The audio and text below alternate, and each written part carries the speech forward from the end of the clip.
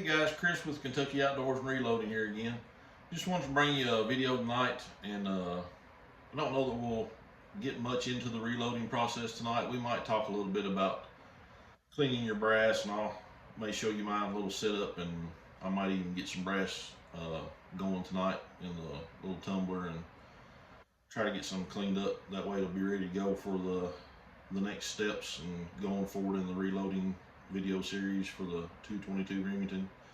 But I just wanted to bring your attention tonight to reloading manuals and some reading material and note taking. And to go along with the note taking, we mentioned in the first video about having that mentor. I still think that's one of the best pieces of advice somebody can give you, not just because I gave it, but I just know how much that meant to me and how beneficial that was to me getting started. If you know of someone or know somebody that knows somebody that reloads, reach out to them, ask them questions. I'm sure they wouldn't care a bit to even come over and sit down and walk you through it and help you out, and you might even make a new friend out of it. So find you that mentor. In video number 2, we discussed about being consistent with your reloads and going through the reloading process. And I think one of the ways, and this will be tip number 3, I guess, one of the ways that you can be consistent, and to me is a very big deal, is taking notes. Buy you some kind of a little notebook, and I have here just a little notebook, and I wrote on it Savage 340C 222 Remington, and just anything that you can find out or know of that pertains to that firearm, write it down. And as you go through your reloading process, write your steps down. A lot of the things that you're going to want to write down, especially like when you go to the range and try your hand loads out, what was the weather like? Was it sunny? Was it hot? What the temperature was? What the wind was doing? Was it cold? Just those kind of things are really going to help you in the long run. And then you're going to want to write down, you know, I used this particular bullet, I used this particular brass, I used this primer, this powder, what my overall length of my cartridge was after I got it all put together. And when you find that load that you really like and works well with your firearm, you're going to want to go back and be able to copy that or reproduce that. So you need those notes so you can go back and look and say, okay, I did this, this, this, and this. And you'll be able to reproduce that load. You'll be able to copy that. You'll be able to follow your recipe, if you will. So taking notes is going to be very big going forward in your reloading process. I'm going to show you real quick here just some of the things that I've got written down in my little book, and show you some of the targets that I've kept with this so far, and just to kind of give you a general idea. And then we're probably going to talk about some reloading manuals, and then we're going to talk about some reloading reading material. That's a mouthful, wasn't it? So let me get the camera situated here and get you so you can see my little notebook here, and we'll talk about this. Okay guys, I got you turned around here and we'll be able to look at this book a little bit closer. And I'm going to apologize again if you hear a little humming in the background. I've got a little fan on. I turned the AC unit off, so maybe the audio might be a little bit better, but man, it is still hot here in Kentucky, so I've got to have a fan or something on, or I'm going to die. I can't stand this weather. But anyway, we've got a notebook here. Like I said, I've wrote on the front of it here so I know what it's for. This is for the Savage Model 340C and 222 Remington. And you're probably not going to be able to read that. But anyway, I've just kind of, what I've found about the history of the rifle, I've just kind of wrote it down there. I thought it was kind of interesting, and just made some notes about that. And then made some notes here about buying brass and the bullets and the reloading dies that I got. Talked about giving the rifle a good cleaning and clean the barrel out really good. The twist rate of the barrel, it's got a 4-pound trigger pull on it that I found. And one other thing that you're going to want to look at and know when you begin reloading is especially if you're shooting a rifle, you're going to want to know magazine length. Even if it's an external or internal magazine, you're going to want to know that length. So this rifle here has a mag length of 2 inches, 290 thousandths, 2.290. And that's going to be beneficial to you knowing that, because you have to make sure that your cartridge will fit in that magazine if you're going to feed your cartridges from the magazine. So when you're working the bolt, to be able to pick up that next round, it needs to be able to fit in the magazine to begin with, and then plus it needs to be able to come up out of it and feed into your chamber correctly. So knowing that measurement is going to be very important. Wrote down some information about bullets, and then on down here wrote down some more information on bullets, looks like. Talked about some of the powders. I was trying to find a common powder for the 3 bullets that I've going to start using, and some information about the powder. And let's see, looks like talked about going to the range and shooting some of the test loads that I first worked up. And here's I've kept some of the targets that I had. There's this really good group, and we talked about the 3-shot group, 5-shot, whatever, but that is just 3 shots, and that's 21.3 grains of IMR 3031 is what I was using, with a 50 grain Hornady varnet soft point. Shot really well. I was pleased with that. And here I've got a 20.7 grains. I've got just a hair over a 1/2 inch group there. So yeah, it's good to have those and kind of look back on.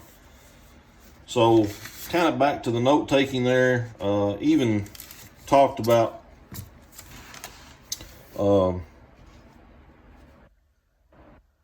putting on a different scope I had on there before. That little scope didn't work out very good. And then talked about chamfering, deburring the case, deburring the flash hole, what primer I'm using, what powder, the different grain weight charges that I use for the test, the Hornady 50 grain soft point bullet. So excuse me, guys. Then I've got overall lengths wrote down. So now, later when I go back to try and duplicate this, or to confirm that this will shoot that tight, hopefully it will, but I want to load that up again, and I'm going to load that exact same bullet powder and the grain weight for that powder. I'm going to use the same primer, and I want to shoot that again, and I want to confirm that yes, this is a good load for that. And then I'm probably going to load up some different bullet and powder combinations just to try something out, just to have fun and enjoy the reloading process and enjoy the gun, shooting it, and just to see what works and what doesn't work. So note taking, I encourage you, get you a notebook, write everything down, take notes. It's very, very important. And if you have any questions about that, I know I kind of skimmed over that. So if you've got any questions, ask me in the comments. I'll try to get back to you and answer. And I'm sure somebody will answer as well if you have questions. So get your notebook, take yourself some notes. And If you'll hang on, guys, I'll get the camera resituated again and show you some reading material and some reloading manuals here. Hang tight. All right, guys, we got you some new material here in front of you. Got a couple reload manuals, and I guess you'd call this a reload manual, reload magazine, or whatever you want to call it. But this is an older Hornady book. I actually got this with the reloading set when I bought it. So I don't know that it's very old. Well, it says volume 1, but the gentleman that I bought my reloading stuff from, he had that. And I've used this one book for several years before I ever used anything else. And at the time, I was only loading for one cartridge. It was a 22-250, and I still have that rifle today. That's my coyote hunting rifle, and this is all I used for the longest time. It's all I had, and works just fine. There's nothing wrong with it being old or older. And usually in the front of your reloading manuals, you'll have some information in here on how to reload. And there is a lot of information in the front of these books. Almost all of your reloading manuals have something in the front of them.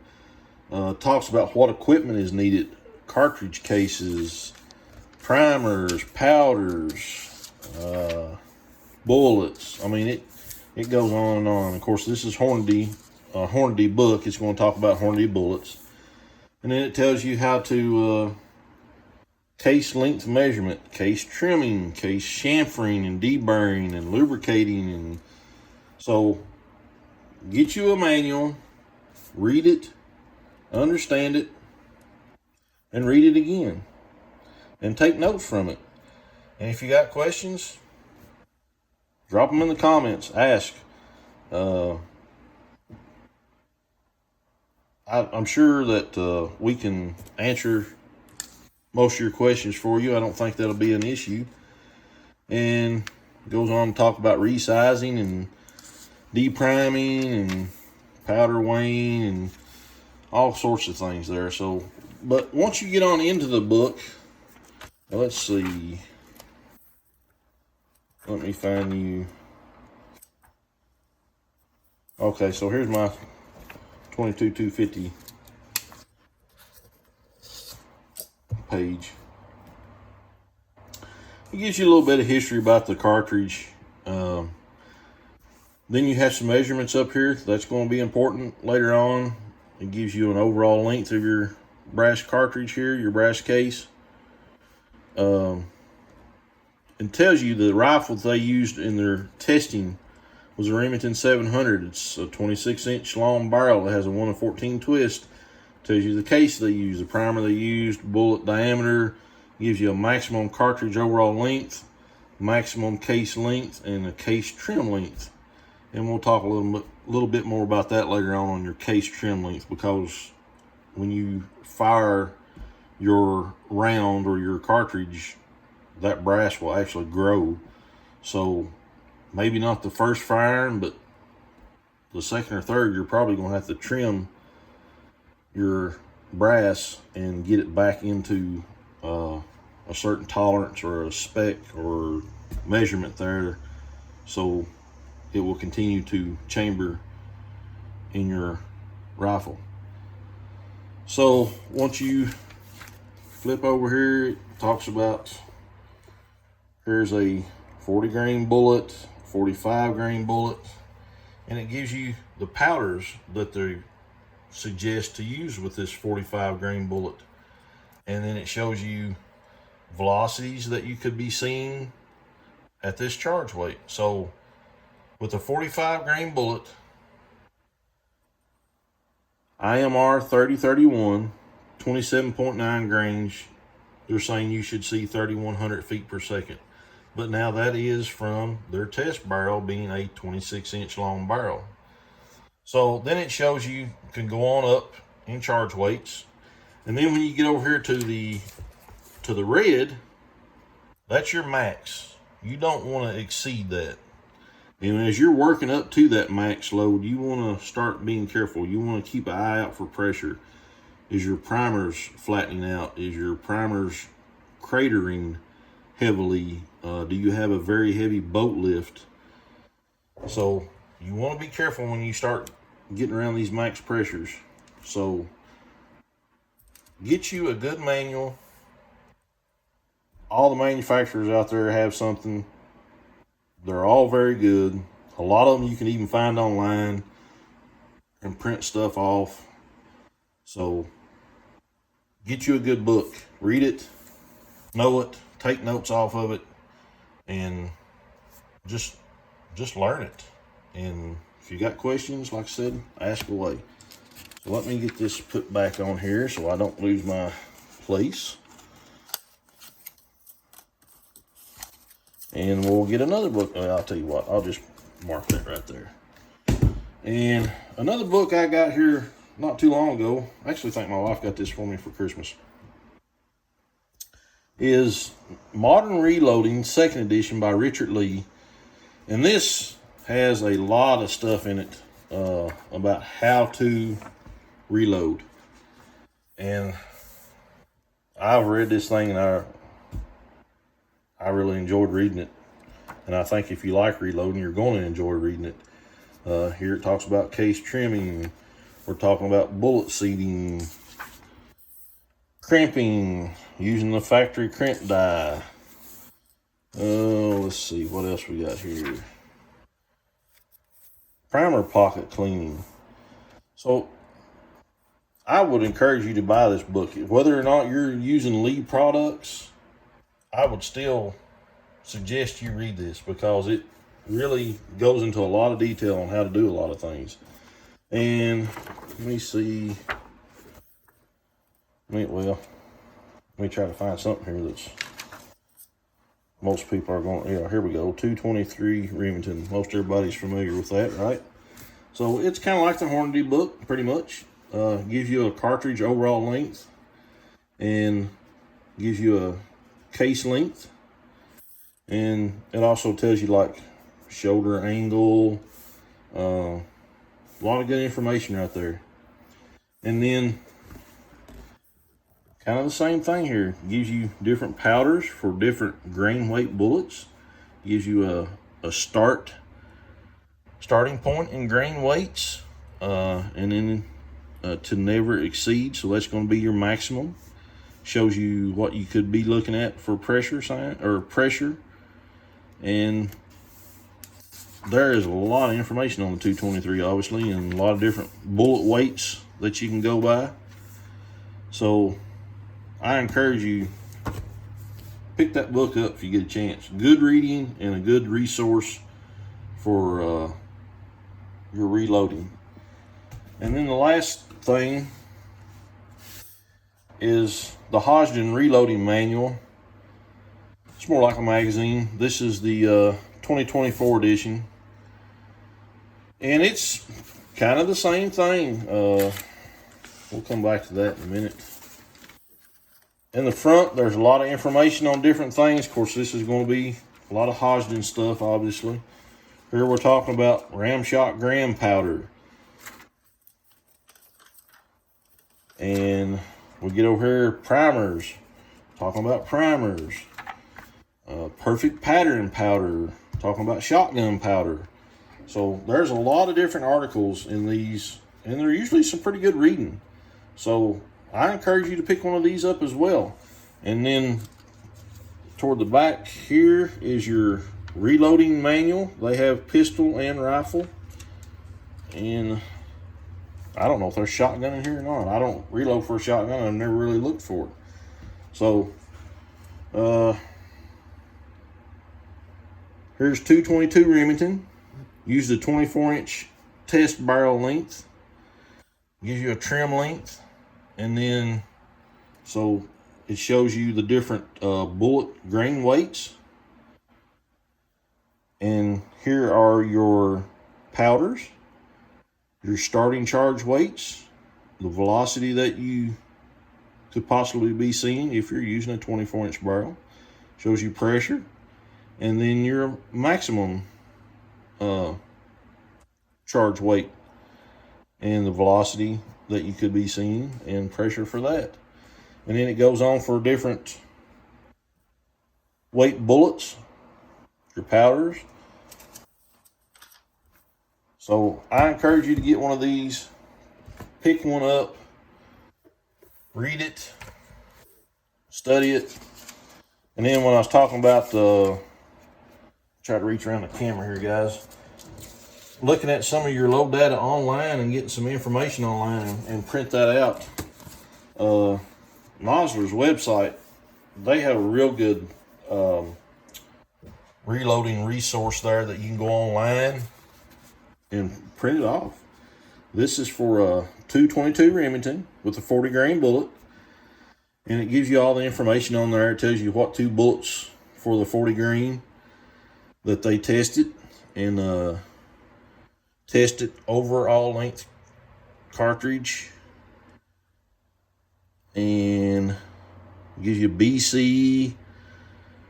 What else all we got on there? Primer type, barrel length and make, barrel twist. And then over here you've got your powders.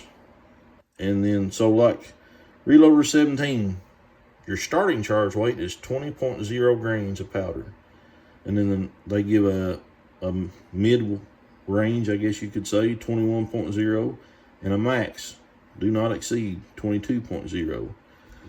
And then it gives you some velocities here. And this over here tells you low density per volume, like you should be seeing a pretty good case feel of powder with this 93%. And one thing about some of these manuals you want to watch too, like we have the little asterisk, a 1 asterisk down here, it tells us that it's the most accurate load tested. And you look over here, you have a 2 asterisk. That is a compressed load.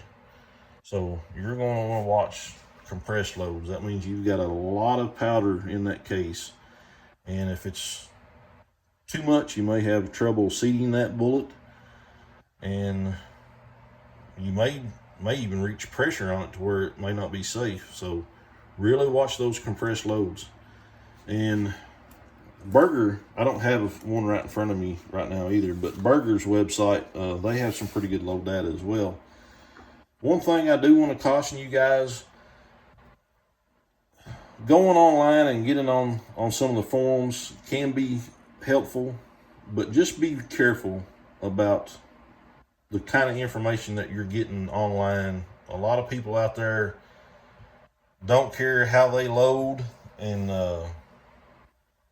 don't care about their safety or others. They just, I'm going to load this up and I'm going to shoot it.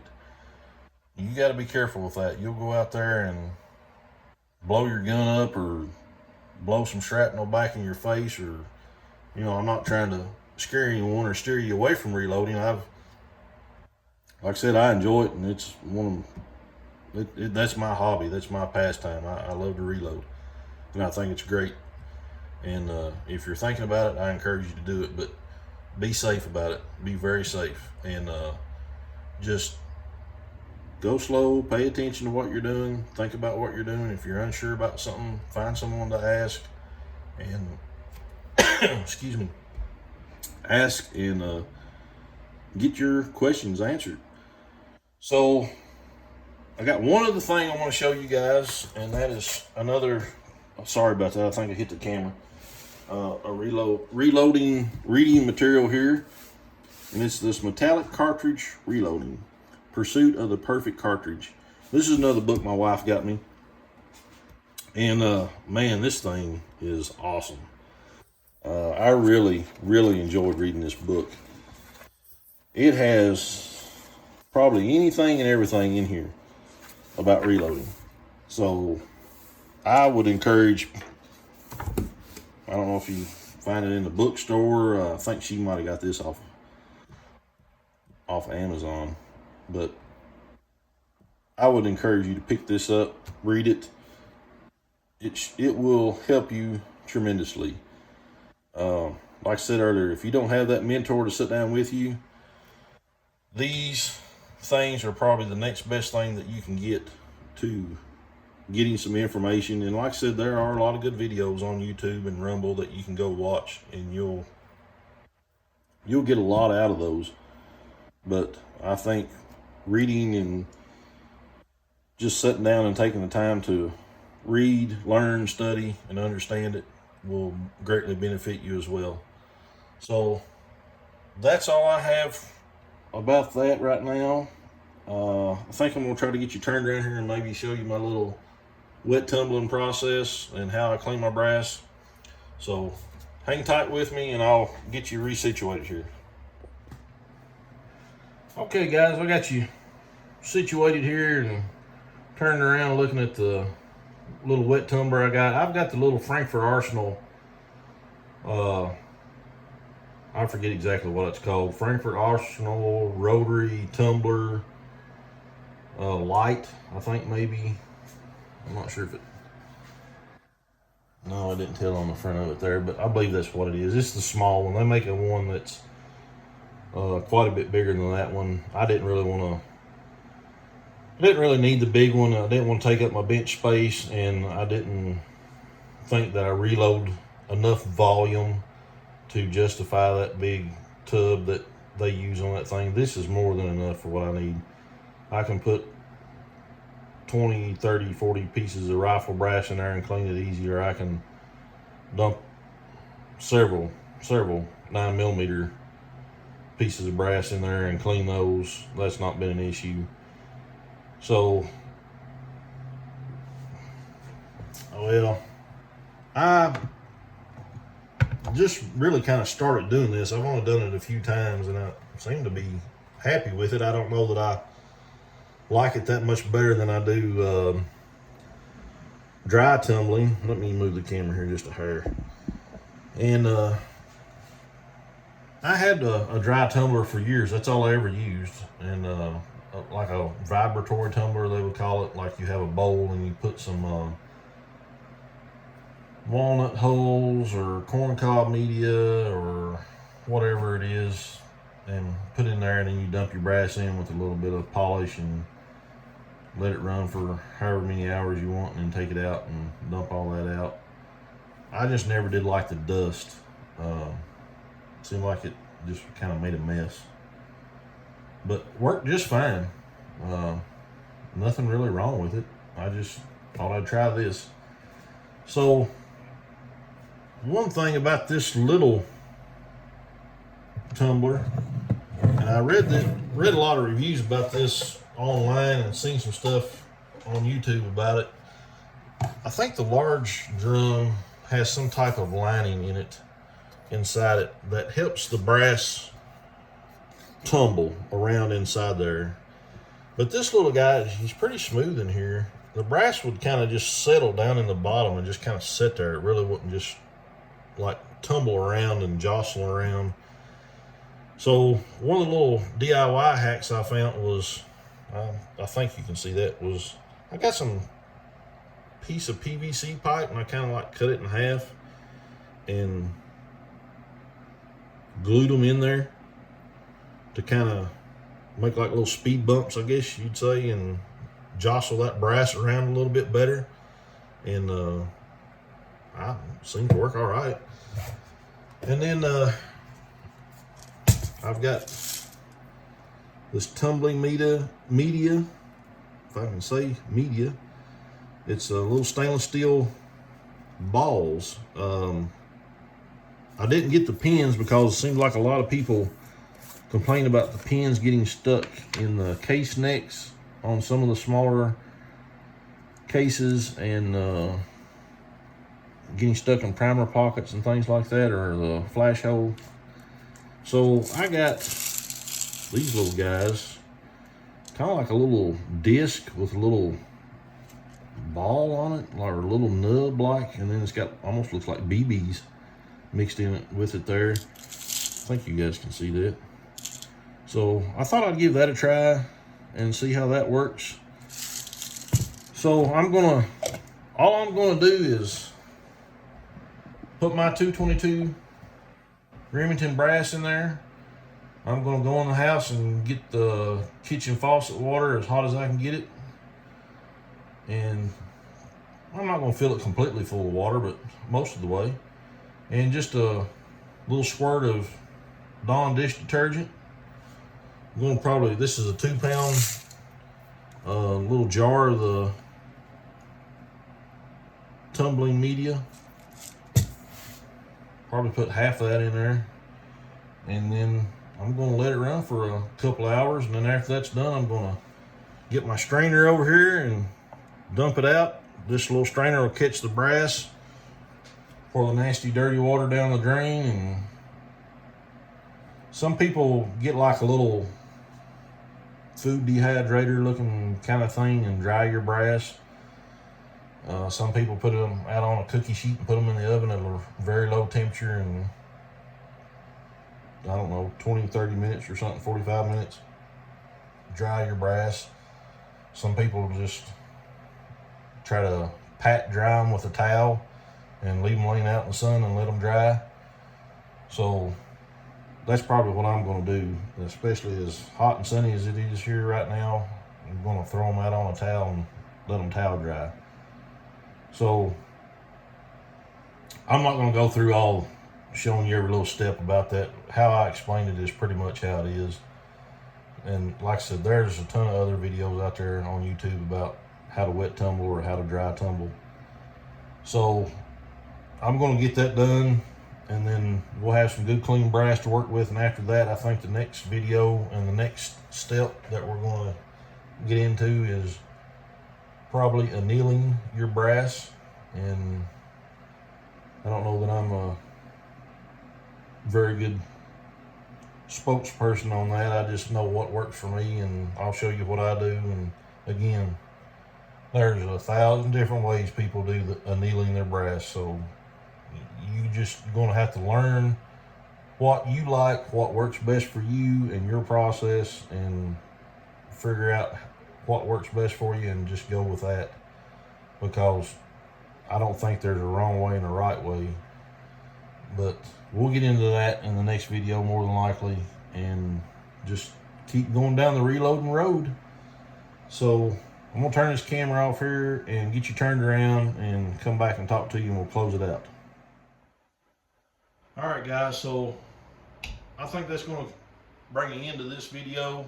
I know it might have gotten a little longer than I intended, and I apologize. But just want to make sure you understand that you need to get your notebook, take notes on what you're doing, write everything down. Even if you think it's silly or this is not going to matter, write it down. And as you get a little more comfortable with the reloading process and a little more experience with it, then you can kind of determine, I don't really need to write this down, or this is really not needed, and I can, so you'll figure it out as you go. You're definitely going to want to get you a reloading manual. You're not going to be able to reload if you, well, I don't want to say you're not going to be able to reload if you don't have a reloading manual. I said you can go online and get some resources for that.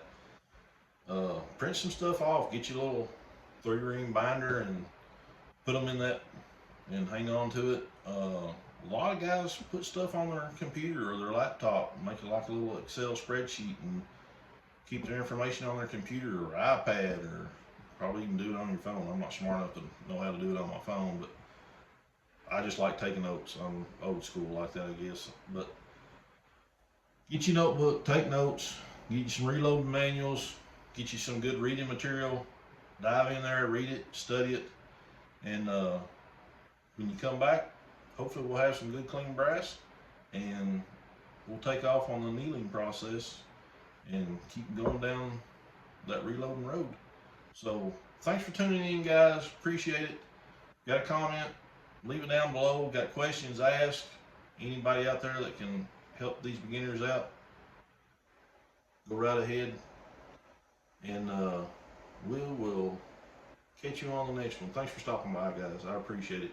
We'll talk to you later. God bless.